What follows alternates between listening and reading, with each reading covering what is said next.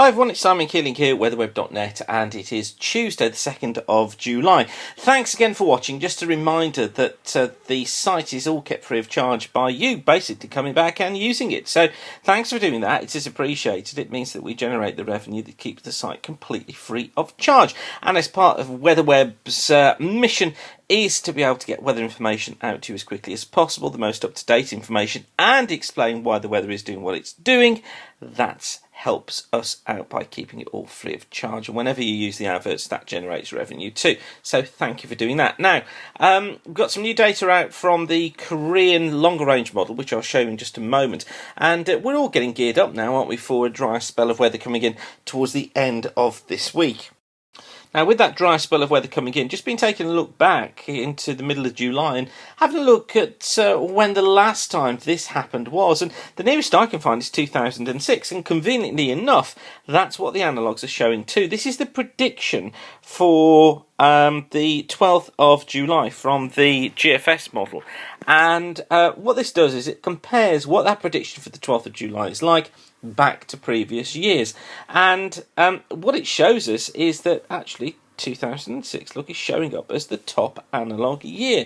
And it was that year, really, was the last time we had a really hot summer. You might remember that 2007 was when we saw the breaking conditions. And I'm convinced that the weather changed fundamentally. The overall cycle of the global weather changed in 2007. So we're kind of going back to where we were several years ago.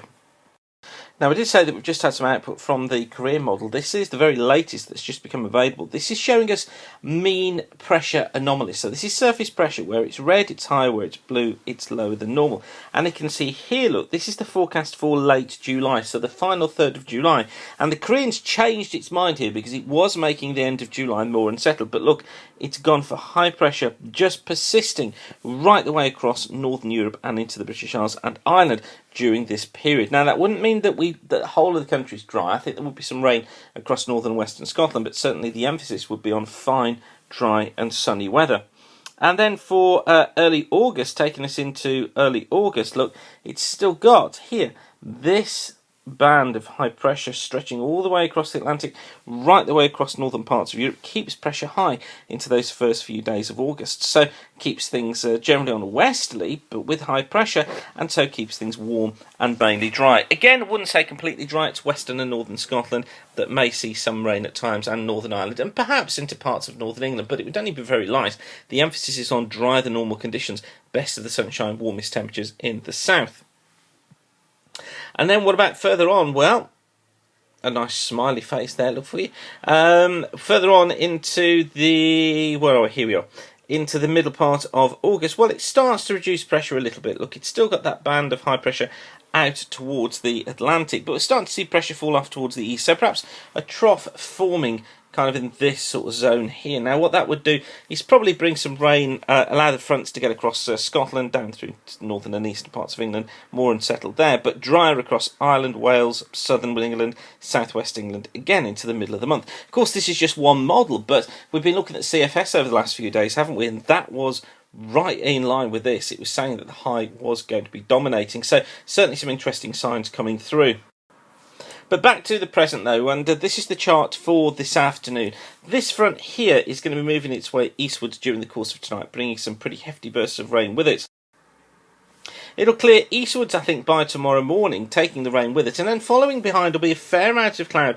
It'll gradually brighten up in this westerly wind with some bright spells coming through, but I can't rule out a few showers affecting western coasts and hills. Probably actually ending the day not too bad with a fair amount of sunshine around, but quite a cool day overall and quite breezy.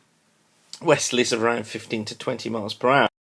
Now, these are sort of rainfall totals we can expect until the close of play tomorrow. Most of this rainfall is going to be coming through tonight, and you can see generally that we've got totals typically between about 4 and 5 millimetres for most. Looks as if there could be some heavier bands of rain just trying to develop across parts of the Eastern Midlands, East Anglia and the South East, taking us up to 4 to 15 millimetres here. Generally around about the 5 to 10 millimetre mark through much of Scotland, Northern England, Wales and Northern Ireland. So it's a not insignificant amount of rain that's coming through. Make the most of it because it's probably the last for some time. Now another weak front will try and make its way through overnight into Thursday, but it's a very weak feature, just taking some cloud and perhaps 1 or 2 showers with it. Here it is as it clears east. Then we get this westerly flow developing. Some showers affecting western areas, most of them affecting western parts of Scotland. The wind's westerlies around 15 to 20 miles an hour. Dry for many though through Thursday, with some good sunny spells starting to develop. And then by Friday, a big change. This area of high pressure building northeastwards, dominating all areas. I think some good spells of sunshine coming through, although perhaps some low cloud affecting western coasts. Some showers for northern and western parts of Scotland and the north of Northern Ireland as well, but for many, dry, plenty of sunshine and warmer. Temperatures up to 27 degrees in southern England, 19 Celsius in northern Scotland. Into Saturday then, got a weak front just passing its way eastwards. This is a very weak affair, probably just bring some high cloud with it through the course of the day on Saturday. I think the cold front that's moving into western Scotland later has some outbreaks of showery rain associated with it, but the vast majority of the country just stay dry with some good spells of sunshine and becoming warm, 28 degrees in the south, probably nearer 20 in northern parts of Scotland. On to Sunday now, and the front kind of gets stuck across the north of the country. It could be anywhere within this sort of zone here that sees some cloud, perhaps just 1 or 2 spots of rain over the very highest ground, but really I don't think it's going to amount to anything at all. I think most places are dry, there's some good sunny spells. Watch out for this increased northeast breeze through the channel though as the day progresses, just clipping those southern coasts, making it feel a little bit cooler here, but temperatures between about 21 and 28 degrees. And that dry weather continues. It's really emphasised in these 5-day chunks of rainfall. This is the rainfall taking us up to the end of Saturday, and you can see that most places have got sort of 5mm plus, most of the rain affecting western parts of Scotland and Northern Ireland. But then look at the next 10-day chunk up to the 12th of July. Virtually nothing on there at all. A little bit of rain affecting Scotland and Northern Ireland, but for most it's dry. You see that big difference there as conditions dry out as the area of high pressure comes in. And the high not wanting to go nowhere fast either, so it looks as if we're in for several days of dry weather. I think several days of sunny and fine and warm weather too. And at the moment we're thinking into next weekend and probably into the week after next. It could be staying dry right up until. So if you've got jobs that need to be done and rely on softer ground, now's the time to do it. Or if you like going flying or sailing or walking or climbing, then get set because there's some glorious weather ahead.